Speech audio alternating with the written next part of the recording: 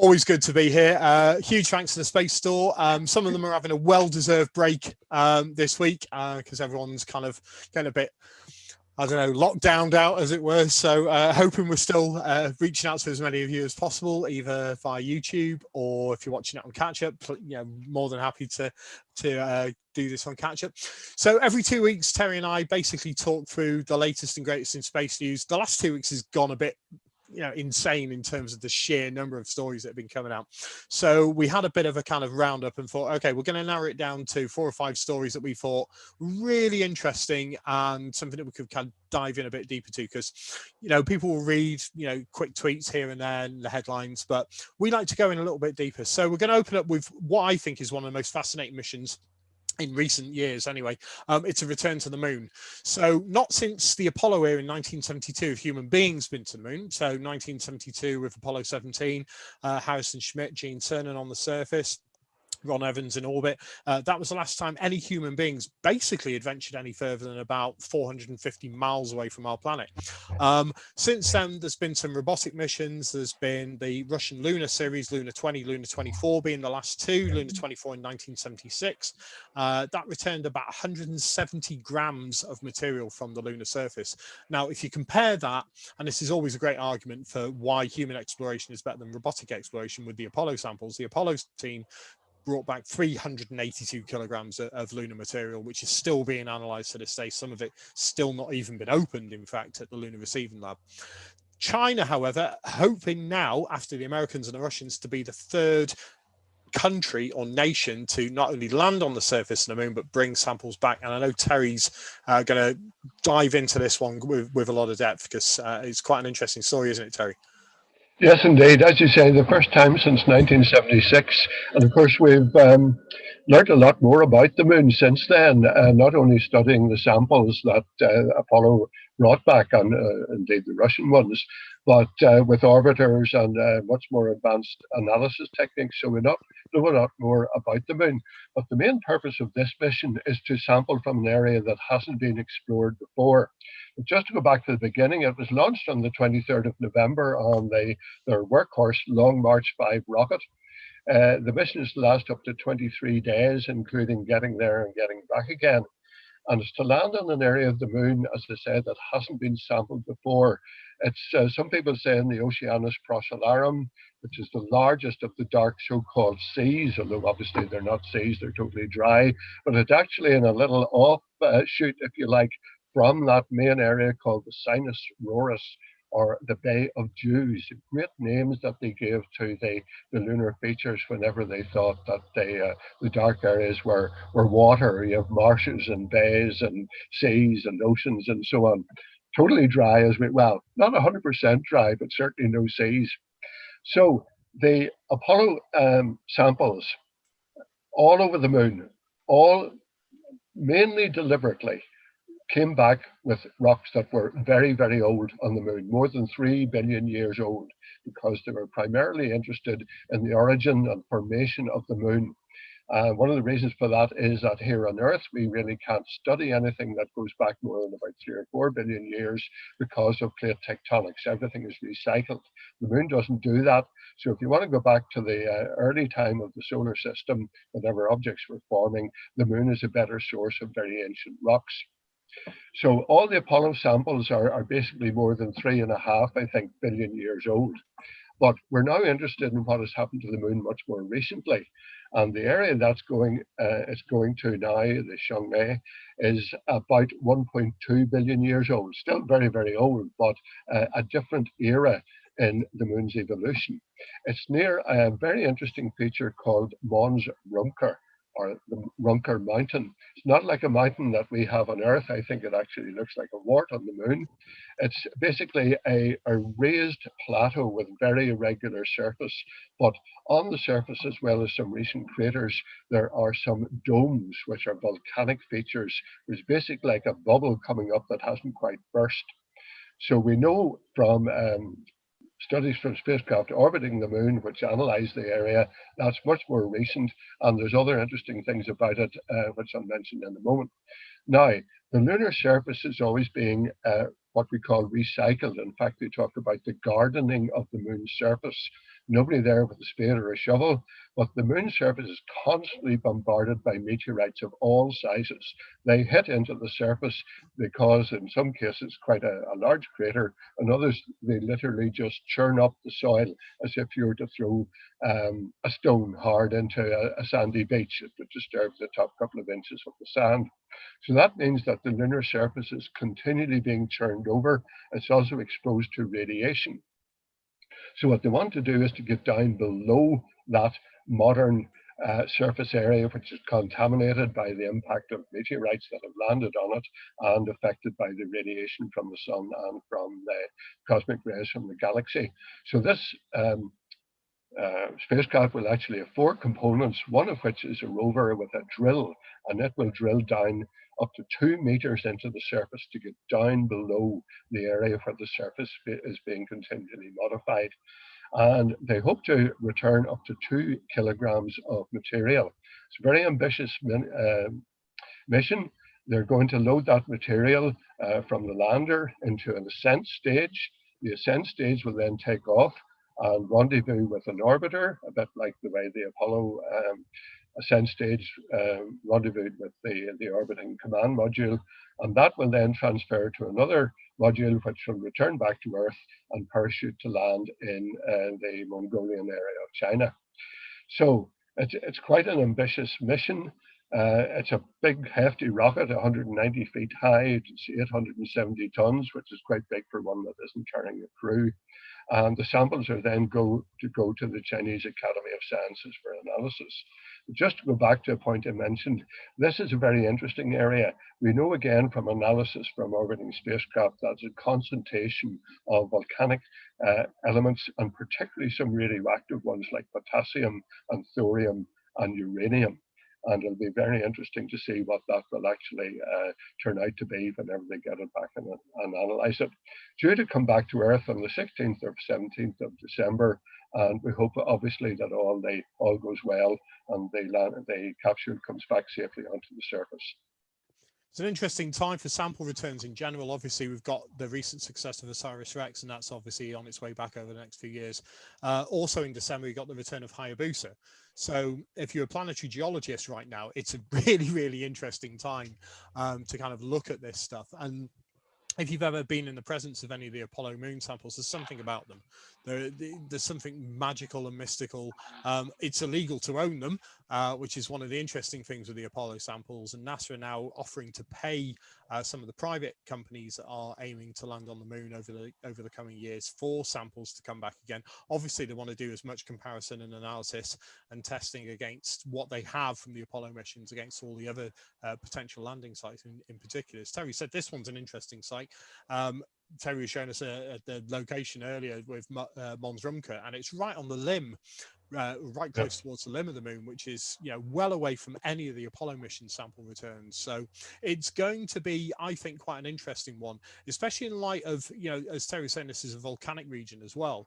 And recently, another news item that we were talking about this week was the recent discovery that's been more recent activity than we previously anticipated on Mars, for example, only within the last, within epochs that are much more measurable, should we say, than the billions of years that we've previously estimated. So it's going to be very interesting to see what comes back from this mission. Hopefully the Chinese Academy of Science will do what all good scientists do. And, there seems to be a global effort with the pandemic at the moment in terms of sharing as much scientific data and knowledge as possible. So we're hoping with this mission that similar results are going to come out of that. And we just watch this space really and see what happens when the samples come back. Yep, they've had a pretty good record on the moon so far. So unless something drastic goes wrong, you'd hope that this one would be successful. Yeah, and the Chang'e, as it's pronounced, Chang'e or Chang'e, not Changi. You got to say the E with a kind of thing. They've had a lot of success. They've obviously had various rovers in the past on the moon. They've had several successful missions. So all fingers are crossed that it doesn't go the way of the Israeli Bereshit mission, for example, or the Indian mission, which sadly both crashed on the lunar surface, and they do manage to get something back. Definitely want to watch this space. Coming a little bit back closer to Earth, and a kind of a tale of two radio telescopes, this one. some good news, some bad news. So Arecibo, the famous up to the FAST telescope in China's development in the last few years, was the largest radio telescope on the planet, 305 meters across, swung in a natural bowl in Puerto Rico. Very iconic telescope, obviously seen in lots of films, episodes of the X-Files. It was the kind of end battle scene in the James Bond movie GoldenEye, for example. As I said, mentioned using the X-Files. Most famously, and probably the best use of it, was in the movie Contact with Jodie Foster. Where it was used obviously as part of the communication with the supposed alien life form. Interestingly, Arecibo was genuinely used for the transmission of a signal out to M13 some decades ago, which is quite an interesting thing. The radar capability on this telescope was incredible. It was able to do very detailed radar mapping of close Earth approach asteroids, getting extremely detailed information from those. It wasn't fully steerable, unlike, say, Green Bank or the VLA or the Square Kilometre Array, which uses phase array technology to enable steering using computers for the low and mid frequency, and proper steering as a real satellite dish, as it were, would use for the high frequency. It had limited steering capability, a few degrees, basically by moving the secondary collector on it. Sadly, a few months ago, one of the cables snapped, and we've reported on this before, and it caused significant damage to the Arecibo telescope. What's now happened is another cable's gone, and it's really teetering on the edge. There's a lot of talk about it being kind of scrapped and decommissioned. There is, as Terry was saying just before we came on air, big petition now to try and get the White House, the new Biden administration, hopefully to get it rebuilt or restored. I'm personally looking at getting a crowdfunder together to get the bits that have dropped into the bowl that are in the big hole that you can see there, because I would love to own a piece of that. I'm a big collector of this kind of memorabilia, and just to own a piece of this iconic telescope I think would be fantastic. It's one of those things that we're going to need. It's as iconic really for radio astronomy as the Hubble is for optical astronomy. That's not an understatement here. It's such an iconic instrument. So I think personally, and I don't know if you agree, Terry, that this would be a crying shame if it was just let to kind of fall into complete disrepair and collapse. Yeah, absolutely. I think the proposal is basically to dismantle it. That's what they're working on at the moment. The thing is that this thing is absolutely huge, as you say, quite apart from the size. That structure that you see suspended above the thing weighs 900 tons. So there's a huge amount of strain on those cables. Two of them have already snapped, one main one, and the first one that's slipped wasn't quite such an important one, but one of the other main supporting cables has snapped. That means that the others, which may also be suffering similar degree of degradation, now have an additional strain on them. The whole thing could come down. So anybody working on it, even in terms of dismantling it, is going to be at risk. It's a very risky business. But I totally agree with you. It would be a shame to just sort of abandon it. So I think the proposal is to dismantle it. But there's also, again, as you were saying, a petition going to the White House now to see if they can actually repair and restore it, and presumably upgrade it. I mean, it has been upgraded over the years, not so much the dish itself, but the secondary and all the instruments on it. As you also said, it's primary interest from things that I've been interested in, apart from the SETI angle, the search for extraterrestrial intelligence, is the radar imaging of near-Earth objects like Oumuamua, the famous object that came from outside our own solar system. The best imaging that we got of it was from that telescope. And okay, there's now an even bigger one in China, but the trouble about it also is that it's not fully steerable. It's at a slightly higher northern latitude, so it can't cover objects that are further down in the southern part of the sky. That one there is much closer to the equator. It can cover a fair bit of the sky, not ideally, because, as you say, the dish itself is not steerable, but you move the secondary. So it certainly would be worth looking at least a feasibility study to repair it and upgrade it. And I really hope that could be done. All comes down to money in the end. Well, I think it's not only the money, it's the logistics, because obviously you can see the area that it's in. It's in the middle of a rainforest in a natural bowl in Puerto Rico. So it's obviously been in a rainforest. It's subject to quite extreme weather conditions. It's been operational now since the mid-1960s. So it's been basically suffering everything that nature can throw at it for the best part of 50, 60 years. Hurricanes, tropical storms, etc.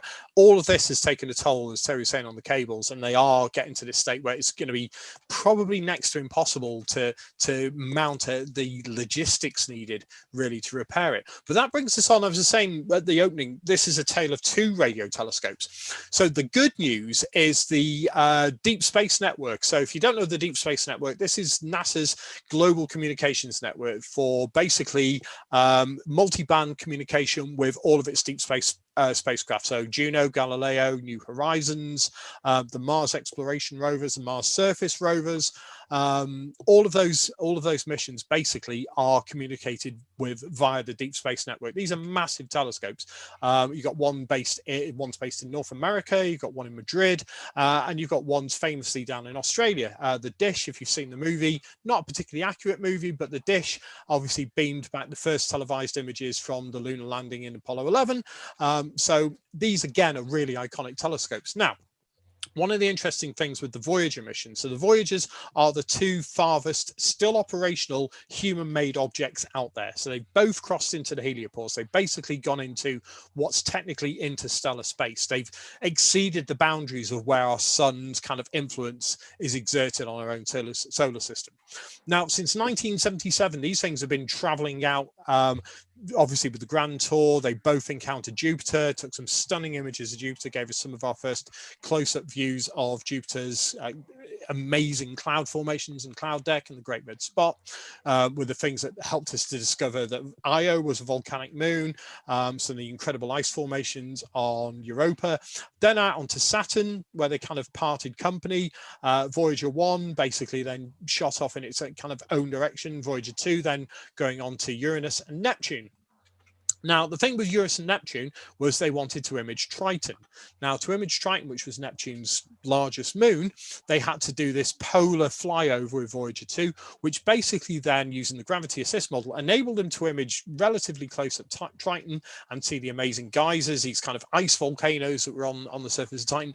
But in doing so, it flung it out of the plane of the solar system in a very southerly direction, which basically meant that the only radio telescope on Earth that could communicate with it was going to be in the southern hemisphere, and that's been the case now for many years. So the Deep Space Network's telescope down in Canberra, basically 70-meter wide telescope, that was communicating with Voyager 2 and sending telemetry, receiving telemetry from the telescope, which is its kind of status, how the batteries are doing, how the power's doing, etc. And don't forget the distances around. These have been traveling since 1977, and they're now just under 17 light hours away from the Earth. So even at the rate that they're traveling, they're still less than a light day away from the Earth. And if you think that the nearest star system to us, apart from our own sun, is the Proxima Centauri system, part of the Alpha Centauri system, and you're looking at 4.3 light years, it's still some way before we get into true interstellar space and visiting other star systems. But still, you've got early 1970s technology, Vidicons for the kind of cameras, tape-based computer systems with less memory than the watch on your hand has got, kind of thing. And they're remarkable. They're absolutely stunning in terms of the technology. I absolutely love the Voyager missions. I don't know anyone who doesn't. So earlier this year, it turns out the Deep Space Network had to be upgraded as well, and they're able to do this because it's obviously in the middle of Australia and a lot easier to get to, and very nice location. So, but it meant that they had to take it offline. So for basically since March this year, since we went into lockdown in most of Western Europe this year, these telescopes haven't been able to communicate with Voyager 2. They've been able to receive data, so some of the smaller telescopes down there are able to receive information from Voyager, but if anything had gone wrong with Voyager, they weren't able to uplink communications to it. And don't forget, earlier this year, it managed to do a reset of its computers, shut down some of its power systems, all sorts of issues where they were able to restore that, but they've had no direct communication capability with Voyager 2 until this week, where they finally got a command sent to it. And don't forget, we're talking about a 34-hour round trip for the communication to go out from it with the power. By the time it reaches the Earth, since radio astronomy and radio telescopes were kind of postulated and kind of first became a thing with Jansky around about 70, 80 years ago, the total amount of power every radio telescope on this planet has received from space has been about the equivalent of what it would need to light a 60-watt light bulb for a few seconds. So the amount of power received is ridiculous. It's minuscule, and they have to amplify it and clean up the signal, make sure that nothing else is interfering with it. And this is technology, as I said, from the 1970s. So we're not talking about the latest in, X-band and all the other bands of communication that we've got with some of the, more recent missions with some of the Mars rovers. This is really old, dated technology. And literally the only telescope on Earth that can do this is this telescope. So to see this come back online is amazing. And it's a real contrast against Arecibo, I think, Terry. But I love this story. I think it's great. Yeah, great. As you say, it's a steerable dish, and of course, the Arecibo one is just one big dish in one location. If you're communicating with spacecraft as the Earth rotates, you obviously need them spaced at least sort of in three roughly equidistant points around the longitude of the Earth. And the one in Australia was critical to maintaining contact whenever the other ones in Madrid and in America and so on were offline. So it's essential to have the whole of that network available for critical information. Sometimes you can wait a little while for a signal to come in or for you to send a signal, but for crewed missions, it's essential to have a continuous 24-hour communication. So as I say, it's essential, and it's great to see that it's back online again. Yeah, if you've not seen the movie The Dish, Brilliant. definitely, it's a lot of fun. I mean, it's really interesting. I've got a friend in Australia called Robert Brand who worked on The Dish during those days. He was part of the team that put together some of the communications link for Apollo 11, and he said it's all rubbish, but it's very, very funny and a really, really amusing film. And it's not accurate historically at all, but absolutely well worth a watch. It's one of those great things. So again, all power to Australia. Their space agency is doing remarkable things. So big up to the Australians for doing this one. Just one thing before you go on, going back to what we were starting about, the Voyagers.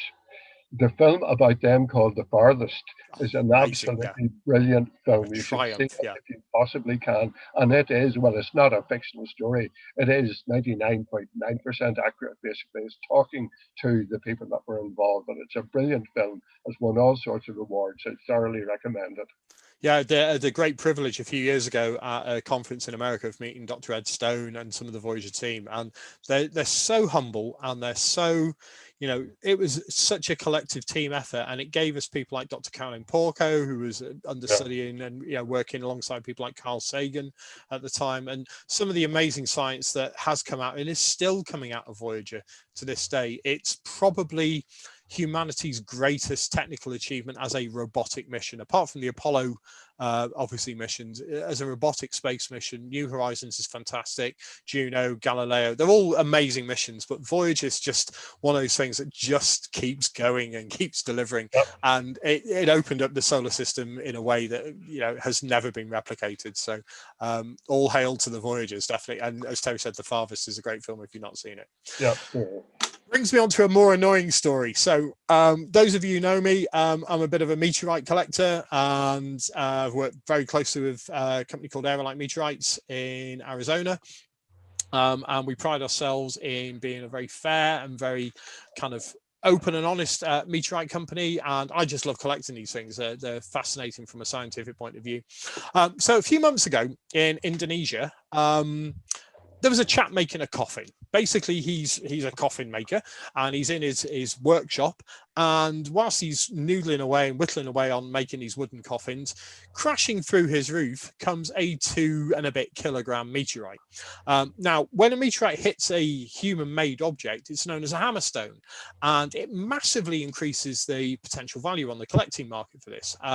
Peekskill, there's been all sorts of meteorites throughout the years. Meteorites that have hit cars. Park Forest went through a house, chipped up bits of a wall of a cabin. I mean, there's incidents of this all over. Barwell in the UK was a famous one in the late 1960s, which scattered all over the town of Barwell in Leicestershire, not too far from the National Space Centre in Leicestershire. Really, really interesting site if you go and visit there. They still estimate that there could be some pieces on the roofs on the houses in that area. but they're not common. I mean, meteorites, we get several hundred tons of meteorites hit the Earth every year. Most of them land in desert regions that we managed to find anyway. I mean, I say most of them land. Most of them hit the ocean because 76% of the Earth is covered in oceans. So unfortunately, the fireball networks that pick these things up can triangulate them now to quite a high degree of accuracy. And you'll see many of them will plop into various oceans and seas. We get quite a few off the coast of the UK that we see. Occasionally they'll hit land, occasionally they'll hit something human-made, barns, houses, whatever. This one crashed through a roof in Indonesia. So that's part one of the story. Once this kind of news got out, this chap basically said, I've got this large rock, and he basically posted pictures, and he said, oh, when he first touched it, it was warm, etc. And it kind of all ties in. There's a lot of fake stories about these meteorites crashing through the sky. You know, there's all sorts of stories been going around. This one was legit. So the guy posted the pictures, weighed in just over 2 kilograms. Now, it turns out that this meteorite is what's known as a carbonaceous chondrite. So just for an example to anyone who's watching, these are carbonaceous chondrites. So this is a meteorite called Allende. This is the most studied meteorite in the world. Crashed in 1969. It's what's called a CV3 carbonaceous chondrite. So there's different classifications based upon the landing site and the composition of them. Essentially, these contain lots of carbon and lots of the kind of biological precursor elements that effectively they think delivered a lot of the water potentially to the Earth, and even potentially life. We don't know. We don't know. It's one of the great mysteries of where did life start on this planet. Is it panspermia? Is it transferred from another location? That was been postulated decades ago. We don't know, but it's really interesting. The carbonaceous chondrites make up only 4% of all meteorites that are known, so they're quite rare, quite highly valued, quite prized. Typically they'll fetch like price per gram is typically how meteorites are sold. So at 2 and a bit kilograms, some of the estimates that were coming in for this, as it was a hammerstone, as it was a newly found meteorite, as it was what they call a witnessed meteorite, because the guy basically seen it crashing through his roof. These witness falls, as it were, are really expensive. Some of the rocks you can find, you know, Lunars, Martians, some of the Vesta HED chondrites can fetch hundreds to thousands of dollars per gram, depending on how rare they are. Now, with this one, some of the estimates were coming in that were speculated in the national press and the international press. They were estimating that this meteorite could be worth anywhere up to around about $1.8 million US dollars. So that's about 1.5 million UK pounds. So this is not a cheap thing. So this guy posts his pictures, and what normally happens when a meteorite is kind of detected, as it were, and I know our team at Aerolite Meteorites, we literally will send people out all over the United States, continental United States, to go and hunt for this stuff if it's a US-based fall.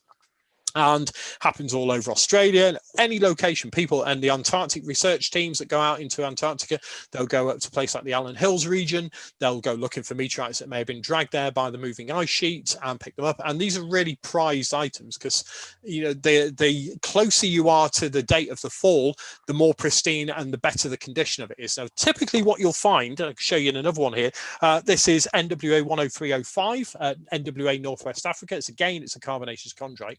What you may be able to see on this one is black along with the interior there. Now, the black is what's called fusion crust. So when the meteorite hits the upper atmosphere at anywhere upwards of 20 to 100,000 miles an hour, basically it ablates. It forms a kind of ionic, burning kind of area around it, much like the Apollo lunar command module when it was coming back to Earth. They use the same technique. They use an ablation technique. So basically bits of the material burn off and cool it down. So this black fusion crust is basically as it's hitting the upper atmosphere, and when you see shooting stars, that's what happens when they die. If it's larger than about a tennis ball kind of size, a little bit bigger, it may make it to the ground, but it will typically be covered in this black fusion crust. And the fusion crust, you know, is a good indicator of a relatively fresh fall. It's not always an indicator, but it's a good indicator. Anyway, so this meteorite, you can see there, it's got fusion crust all over it. The guy's holding it in his hand. It's also got a kind of its exposed interior where it's obviously crashed through the roof, hit the ground. Other bits of it kind of fell around because it wasn't the only lump. There were other bits and bobs. My big gripe with this, so this meteorite is worth a lot of money. Don't get me wrong. It's probably, the 1.8 million was a little bit of hype. They worked out what it should be per gram. That's not the real price of what it should be. Realistically, a meteorite, this classification, so it's believed to be what's called a CM2 carbonaceous chondrite. So again, quite rare. Like I said, under 4% of all known meteorites fall into this classification. You are looking at probably somewhere between $500,000 to $700,000 is how much this rock is really worth, even to a kind of dealer who would then cut it up and sell it on. The guy got $14,000 for this. Now, I find that obscene. Literally obscene. I find it really disingenuous to the meteorite community itself, and you know, it's a bit upsetting knowing some of the people who are involved in the trade of this one. I don't know what you think, Terry, but it's, from a scientific point of view, the fact that some of it's at the Arizona State University, which is the biggest meteorite collection pretty much on Earth, is great, and there'll be a lot of scientific research conducted on this. But in terms of the kind of seller's market, as it were, in the eBay market, I think the prices are ridiculous, and what this guy got for it, I think it's a tragedy. I don't know, Terry, comment. Yeah, I agree. I would say that's probably the case in most meteorite finds, particularly, as you say, the witnessed falls. The people that pick them up have no idea how much they're worth. That headline, I'm not sure where that actually came from, but it was he wasn't aware of it, or he wouldn't have accepted 14,000. The other way to look at it, I suppose, is for somebody who's a coffin maker in Indonesia, what he got for it was still quite a significant amount of money. But it's not fair. It's definitely, you know, the person that finds it and pays that amount of money and can then sell it for hundreds of times the price, that's just extortion.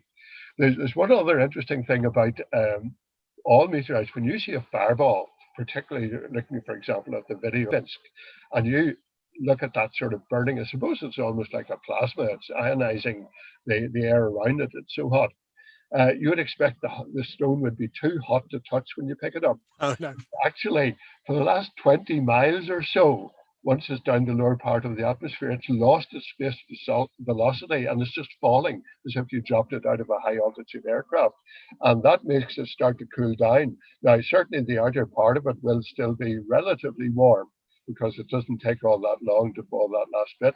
But the inside of it would probably still be at the very, very low temperatures of outer space. So if you don't get one almost within a minute or so of it hitting the ground, the heat of the outer area will have disappeared, and the coldness inside will have sort of percolated out to the outside, and it's actually more likely to be cold to the touch than hot to the touch. It's just one of those interesting angles. It's not what you would expect if you actually see a blazing fireball heading down towards the Earth.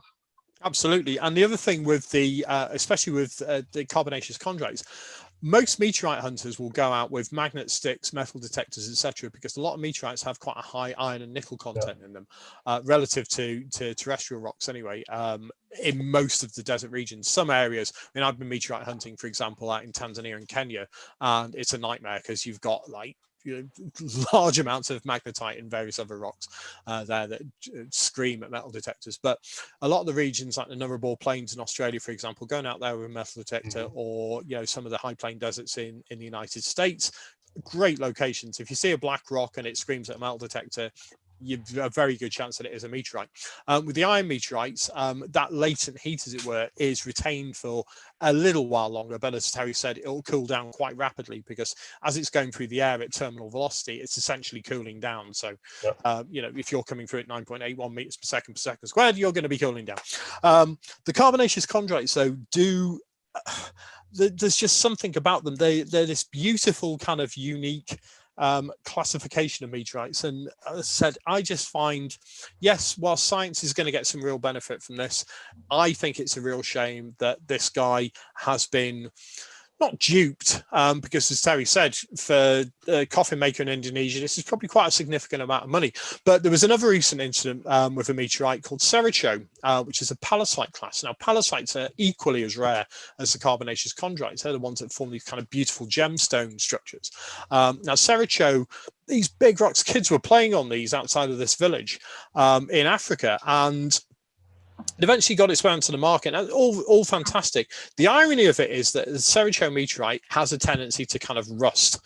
So unless you treat it properly and protect it correctly, getting Cerato pieces from places like eBay, etc., good luck, because they're literally going to fall apart and rust. So just a heads up there for anyone who's thinking they're going to go out and make a quick buck. And loads of people, we get approached all the time. Oh, have I found a meteorite? Have I found a meteorite?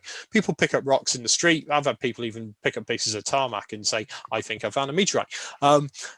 Very, very rarely you will have, especially in the UK. There's only a few dozen actually documented falls in the United Kingdom. I think even fewer in Ireland, Terry, if I'm not mistaken. Very, very few.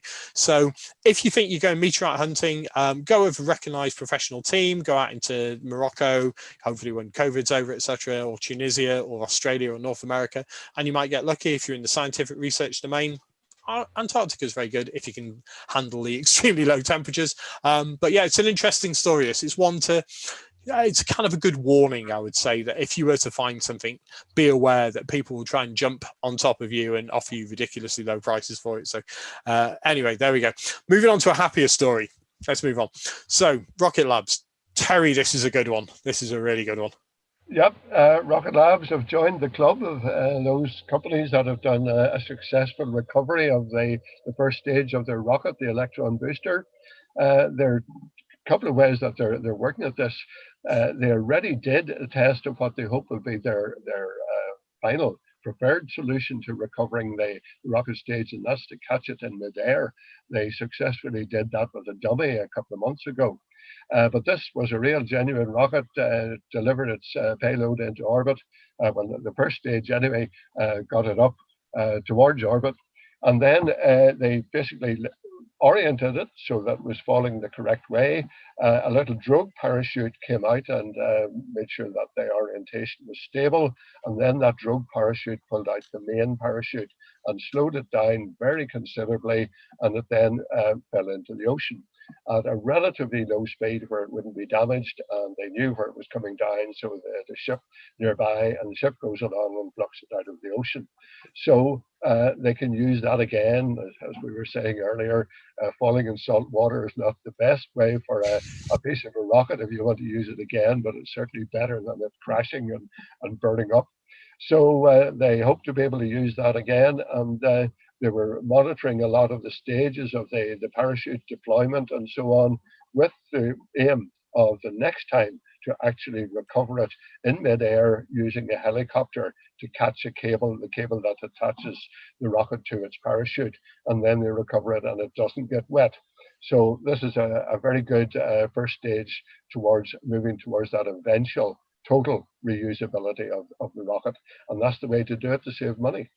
Absolutely, and I love what Peter Beck, we talked about Peter Beck and the team at Rocket Labs. Rocket Labs are a US company, but the primary launch site at the moment for most of their missions has been a site in New Zealand, which is actually quite difficult to get to. Only one road, bit of a tunnel issue, but they are doing phenomenal work. They've only had one failure so far on all of their missions. Now, this kind of mid-air helo recovery we talked about before, companies like Lockheed Martin, for example, have been doing this for decades with some of the payloads that were coming back, the confidential payloads that were coming back. We talked about this in the last show from space. Helo recoveries mid-air, it's doable. It's not optimal. Ideally, what everybody really should be moving towards is the kind of SpaceX approach and the SpaceX model, where you have a fully recovered first stage, which is landing, that you can literally then turn around in a reprocessing lab for, in a matter of weeks. That's the key to real reusability. Landing in salt water, never good for any mechanical mechanism. Even if you can recover it quickly and spray it down, it's not going to be optimal. So hopefully we'll see more and more come on board with this. And you only have to look at the Vega missions recently. So Ariane, the European Space Agency's preferred launch provider out of Kourou, they've lost 2 of the last 3 Vega launches. These things have gone awry quite significantly and had to be aborted, or potentially just died completely. And it proves that space is still hard. I mean, Ariane are not a new outfit. They are a major player when it comes to launch, but their costs are significantly higher than companies like SpaceX. SpaceX now are pretty much dominating most of the launch market for the Western world anyway. Obviously, China have got their own launch provision. The Russians are still sending up missions and have got a few more NASA astronauts, but most of that work has been lost to the Russians, going out of Baikonur now to the Dragon, Crew Dragon, and eventually when Boeing get their act together with the CST Starliner program, which they're hoping is going to be around about middle of next year, if that passes its final verification test, it's going to be an interesting time for anyone who's trying to do commercial launches. PSLV out of India, they're able to launch literally hundreds of satellites in one go. And India, because of the low overheads and low cost in terms of wages, etc., are phenomenal in keeping the costs down. So as a competitor to SpaceX, probably PSLV is one of them. China, as I said, will just do their own thing. What's coming in the UK is going to be very similar to what Rocket Labs are doing, but at the moment it's looking like early 2022 potentially. There was all sorts of brouhaha this week with the announcement that there were going to be defence launches with the UK's Ministry of Defence talking about 2022. That gave the UK Space Agency significant headaches because they weren't expecting that as an announcement. But looking at what Rocket Labs are doing down in New Zealand, that's what we're looking for in the UK. However, the costs have got to be right, and the costs will only come down if the missions are successful and you don't have multiple launch failures, when the insurance costs will obviously go up, because you can imagine the Vega launches now with 2 failures, their insurance costs aren't going to be particularly nice.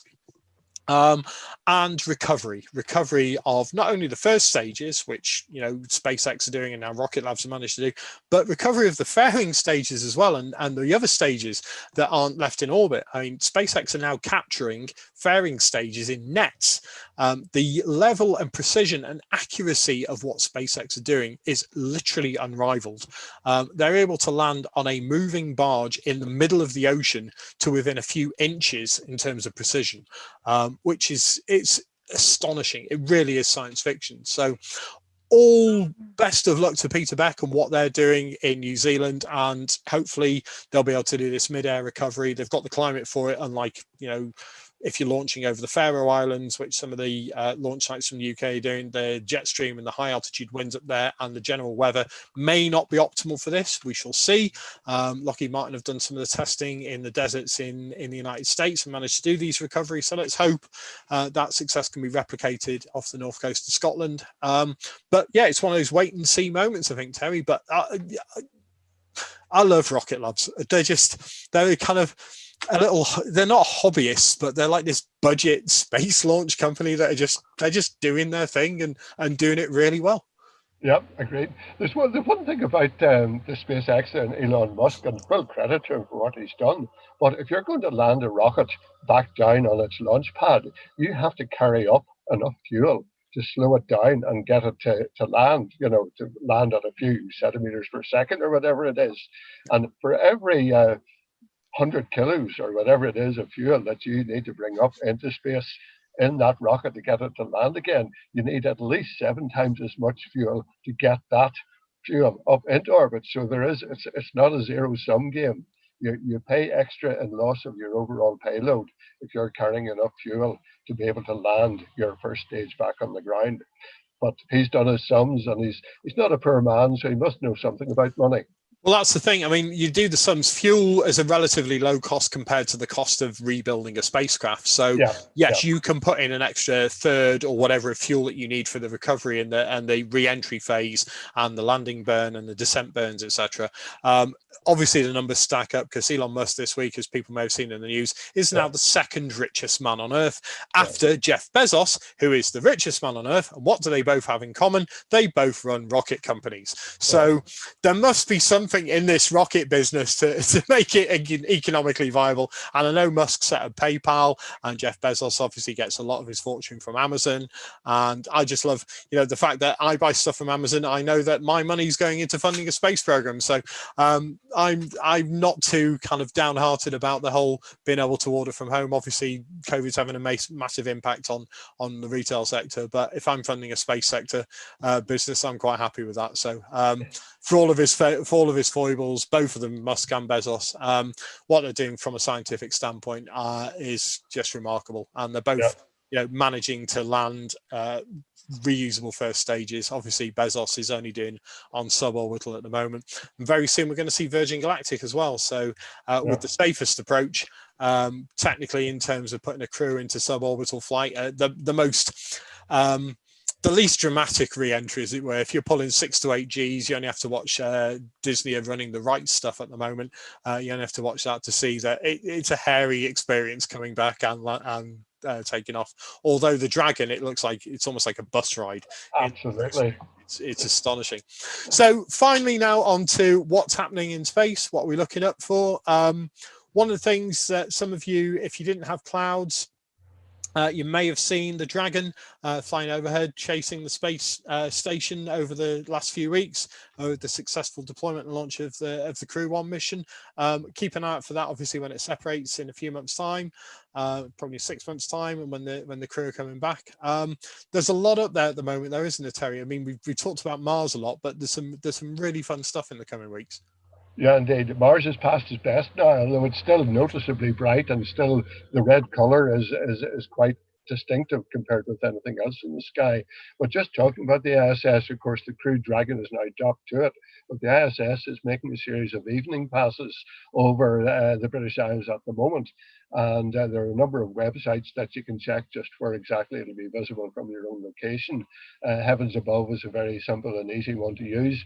But just as a general guideline, tomorrow evening at about 6 p.m., it'll be passing over the southern Ireland, southern UK on Thursday at about 6:50 p.m. and on Friday the 27th again at approximately 6 p.m. You do need to check exactly in the time for your location. So even though it's moving at 17,500 miles an hour, there'll be a difference of several minutes depending on whether you're observing from, say, southern Ireland or the tip of Cornwall, compared with the southern Kent. Say it does take a noticeable time to cross that distance. But you can see it for yourself. At its best, it's brighter than Mars, brighter than Jupiter, brightest thing in the night sky apart from the Moon and Venus. And you're literally watching this huge, big football-sized spacecraft passing over at 17,500 miles an hour. Always worth looking at. I couldn't tell you how many times I've actually seen it. I still marvel at it just watching it.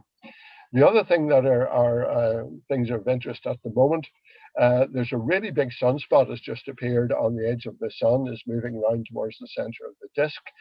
If you have a telescope which is suitable for observing the sun, and I have to stress that, if you don't know what you're doing, don't look at the sun with a telescope or binoculars. But if you have anything where you can do that, or projecting the image, you'll see this lovely big sunspot, and that gives the possibility of aurora later this week. Again, there are websites that you can check which will tell you the chances of that.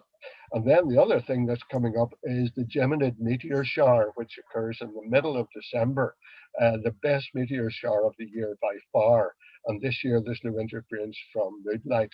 Now, we'll be talking more about that, I'm sure, in the next one. But the activity starts to build up before our next webinar in 2 weeks' time. So about 10 days from now, if you're looking out at the night sky, you may well see some Geminid meteors, and they're called that because they appear to come from the very distinctive constellation of Gemini. And as I say, the maximum will be the night of 13th to 14th of December after our next webinar, and we'll cover it in more detail then. Absolutely. I've really enjoyed, I mean, I've not been doing some of the imaging that I've seen this time round with Mars. Kind of the imaging that I'm doing is more focused on comets, nebula, etc. But it has been fascinating to see Mars, you know, and you can noticeably see that it's now receding, it's now diminishing in terms of brightness, etc. You've obviously also got coming up in the early part of December a really close conjunction between Jupiter and Saturn. Now, Jupiter and Saturn are descending now lower and lower into the kind of latitudes if you're in the UK. But this close conjunction, I think it's December the 8th, where they're going to be relatively close. If you've got a decent size, good size set of binoculars or a good wide field telescope, you may get to see both in the same field of view. Definitely with a nice set of binoculars, that should be quite easily doable. And even with binoculars, Jupiter, you can easily see the 4 moons. With Saturn, you can see that it isn't quite right and quite round with a small set of binoculars, relatively small set of binoculars. Half decent sized telescope, you get to see the magnificent rings, and you'll get to see the stripe bands across Jupiter's surface, as it were, nominal surface, the upper cloud deck.